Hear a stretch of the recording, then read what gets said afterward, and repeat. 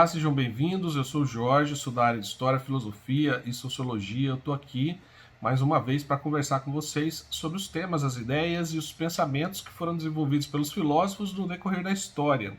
Mas hoje nós vamos fazer um pouco diferente, porque na verdade hoje nós vamos fazer o encerramento do volume 2. Isso mesmo, nós trabalhamos, estudamos todos os conteúdos desse volume e hoje nós vamos lembrar, vamos voltar lá no início e vamos lembrar tudo aquilo que a gente viu no decorrer dessas semanas, né? Principalmente para tentar entender um pouco melhor aí o que esse volume nos traz, quais são as ideias que esse volume nos oferece e também as questões que os filósofos trabalharam. O volume 2 está dedicado aos diferentes olhares que nós podemos lançar para a realidade, né? Seja a realidade exterior, externa a nós, né? Aquilo que nos rodeia, aquilo que nos cerca, ou também a realidade interior, aquilo que faz parte dos nossos pensamentos, das nossas ideias, dos nossos sentimentos e também, né, o papel que a imaginação tem na formação dos conhecimentos, na busca pelo conhecimento e também na construção das obras artísticas. Então, a ideia aqui foi relacionar a filosofia com a nossa vida cotidiana, aprender a argumentar e defender os nossos pontos de vista, né, de forma organizada, de forma lógica, tá? E perceber a importância que a observação e a imaginação têm para a compreensão da realidade. Olhar para fora e para dentro. Então, como eu disse para vocês, os filósofos sempre estão investigando a realidade, né?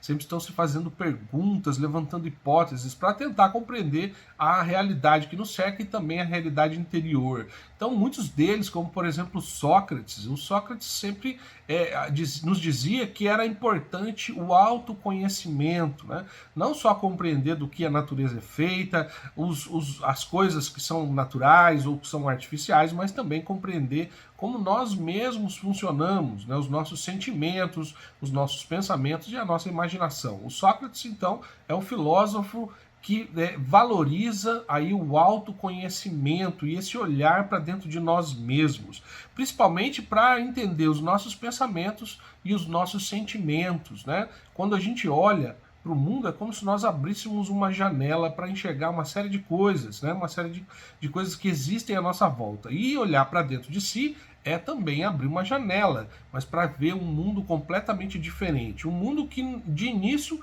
só nós podemos verificar, só nós podemos ver, né? É só quando a gente consegue expressar a nossa imaginação, expressar os nossos pensamentos, que a gente torna, então, visível para as outras pessoas aquilo que a gente imaginou.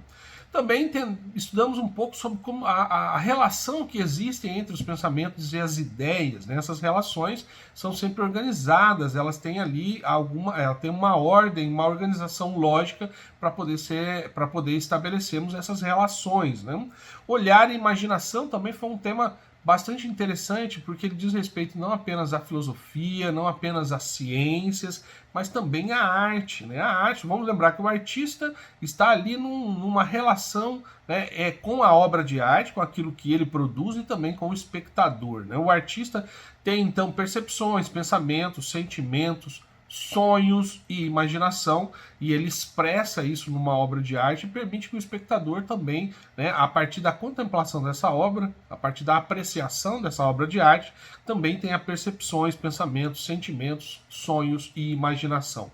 Então perceba como esses elementos, né, alimentam os sonhos, a imaginação e o pensamento de todas as pessoas. Por isso os artistas são tão importantes para a nossa vida, né?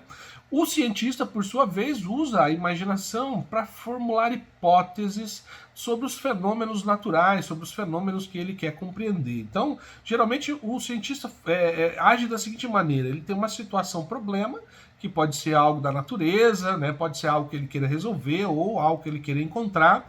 Ele cria, com a ajuda da imaginação, uma série de hipóteses de como poderia funcionar, quais são as explicações possíveis para o funcionamento da natureza, por exemplo, né? Quando vamos imaginar que você abre a janela e começa a chover, né?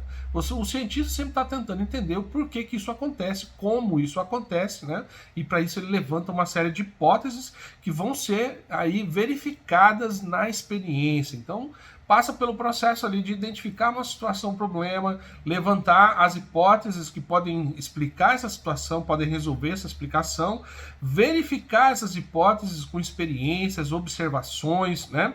E se as hipóteses forem verdadeiras, então a situação foi resolvida. Se elas não forem verdadeiras, se essas hipóteses, né, não funcionam para explicar aquela determinada situação, então nós voltamos para a criação de novas hipóteses. E assim o conhecimento científico, com a ajuda da imaginação, também consegue avançar. Falamos um pouco sobre o Descartes, um filósofo, né, que trabalhou a ideia de a diferença que existe e as semelhanças também entre o sonho e a realidade. Será que existe uma diferença? E quais são as semelhanças? E agora, será que nós estamos acordados ou nós estamos dormindo e sonhando com a aula de filosofia?